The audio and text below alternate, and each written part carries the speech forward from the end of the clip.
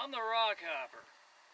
Today we're going to take a trek to the Lost Palms Oasis in Joshua Tree National Park.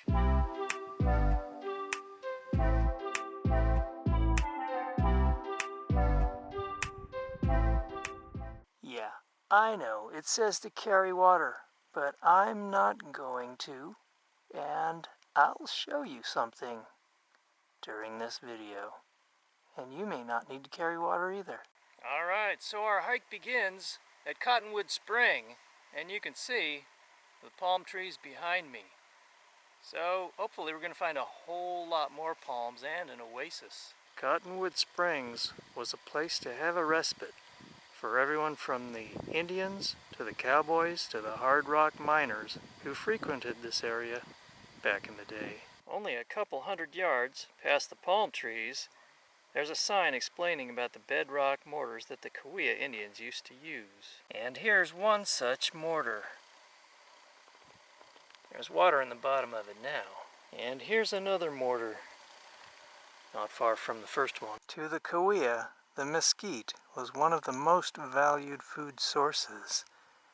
They would grind the beans, which were sometimes eaten raw, but mostly dried and ground into flour. They stored the ground flour in baskets or pots called olas. Hola, ¿cómo está? Not that hola. This pipe stem type plant is called Mormon tea. It's got a ephedra in it, and I was kind of surprised to see it growing around here, because I haven't seen many of them in this region. And yes, the Mormons did actually make tea from it. It may look harsh out here, but the Cahuilla Indians survived just fine. They would pound mesquite seeds in the mortars and other seeds as well. And there are numerous other things to eat out here. Looks like a type of cholla cactus here, and a mighty spiky one at that. I believe this type of cholla is called penciled cholla. And you can see why, due to the slender bulbs, like pencils. So the trail gains in elevation from the parking lot. Not tremendously, but it's a little bit noticeable. And you get into scenery like this. Big rocks, ocotillo plants, cactus, and plenty of yuccas as well. I believe this plant is jojoba. You know, they get the oil from it and they put it in shampoos and things like that. We're getting into some of the rockscapes that make Joshua Tree National Park famous. We may not see any Joshua trees today on this hike, because they're generally growing at higher elevations. Alright, a mile in and that's what it looks like. I'm not used to having signage of mile markers along trails, but this is a national park. Another rock formation, this time framed by creosote bush. Some dried out blossoms from last year.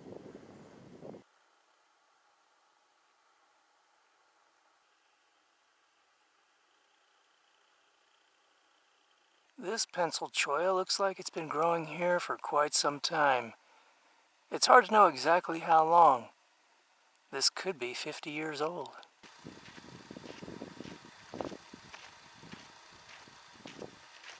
It's a pretty nice day for a hike. Another one of those chollas. Just a wall of spines. So the landscape here is one of yuccas and cactus and creosote, punctuated by the occasional juniper tree. And let's not forget the ocotillos. I just found some massive ones. That ought to give you a sense of scale. A little more than 2 miles in, the landscape opens up. Somewhere out there, beyond those hills, is a hidden palm tree oasis. The trail drops down into a wash. At least for a ways, this becomes our trail. Well, walking the wash didn't take very long, and we have another sign. pointing us in the direction of the Lost Palms Oasis. I wonder how these people lost their palms. How many they lost and how long ago they lost them. Some yuccas backed by rock formations and a beautiful blue sky. There certainly are a lot of interesting rock formations in this region. We're starting to drop down now. So I think we're probably going to drop into the wash that takes us to the palms.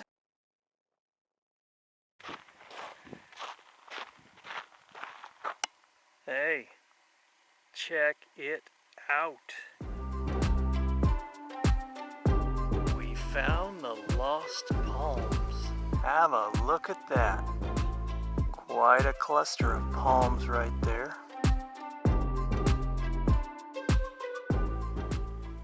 These palm trees are pretty big, probably 80 feet tall, if not more. Let's head down the wash and see how many more palms we can find. The palm trees keep going all right.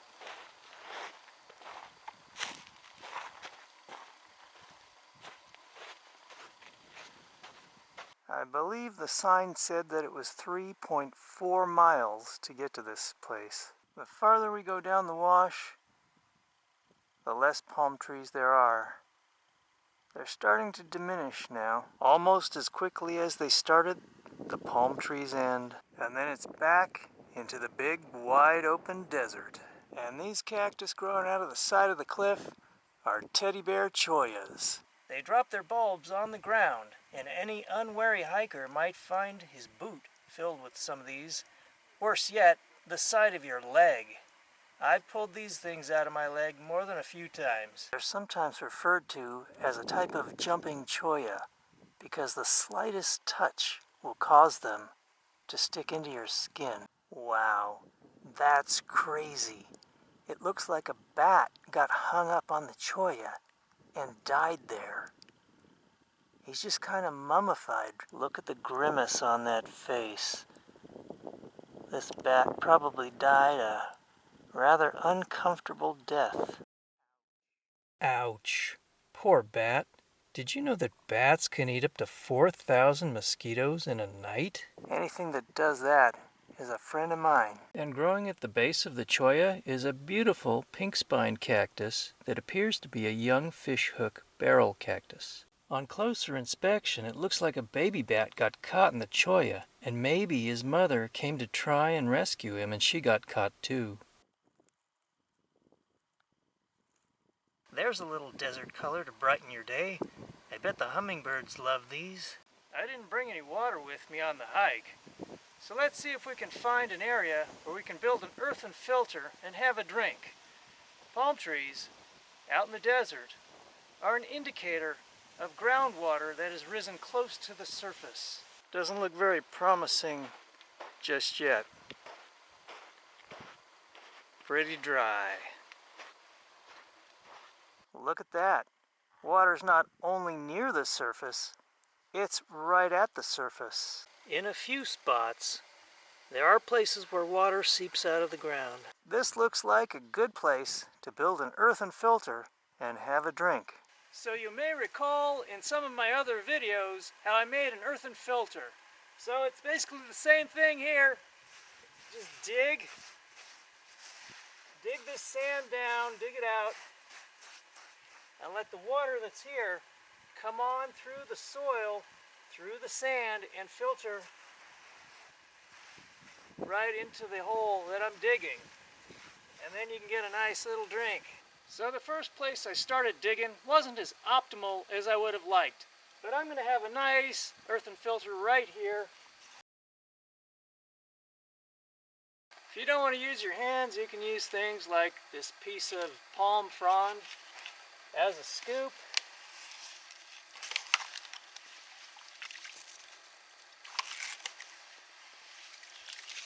Makes a pretty good scoop.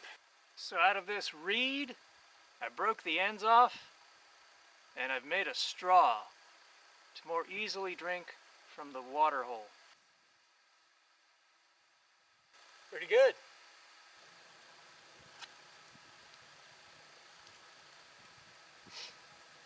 Not bad.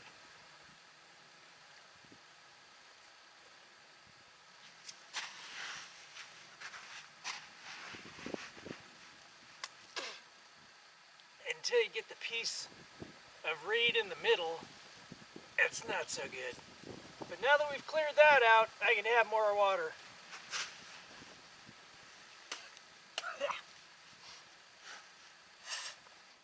Alright, so I'm going to use this to clean out my reed straw here,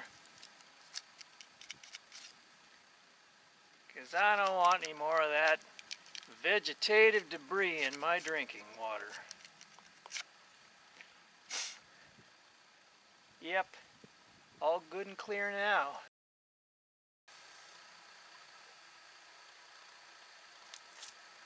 Much better.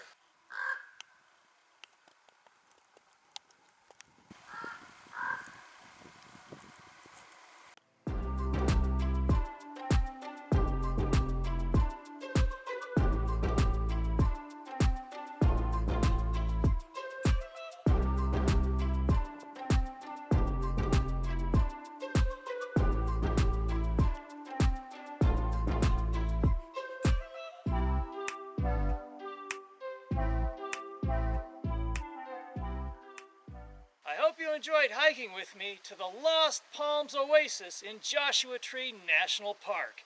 You keep on subscribing and I'll keep taking you to pretty little places in nature like this and much more. Until next time, this is the Rockhopper. I'll see you again.